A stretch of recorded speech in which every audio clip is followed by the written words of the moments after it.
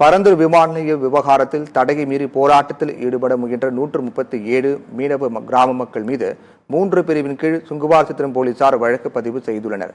பரந்தூர் புதிய விமான நிலையம் நில எடுப்புக்கான முதல்நிலை அறிவிப்பை தமிழ்நாடு அரசு வெளியிட்டதற்கு எதிர்ப்பு தெரிவித்து கிராம மக்கள் ஏகாம்பரம் கிராமத்திலிருந்து பொன்னேரி கரை பகுதியில் அமைந்துள்ள நில எடுப்பு அலுவலகம் வரை டிராக்டரில் பேரணியாக சென்று அலுவலகத்தை முற்றுகையிட முயன்றனர்.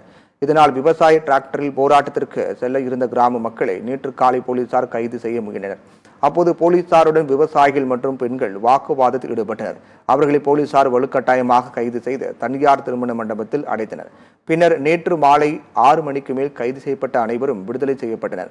இந்நிலையில் நேற்று போராட்டத்தில் ஈடுபட முயன்ற 137 கிராம மக்கள் மீது சுங்குவார் போலீசார் 3 பிரிவின் கீழ் வழக்கு பதிவு செய்துள்ளனர்.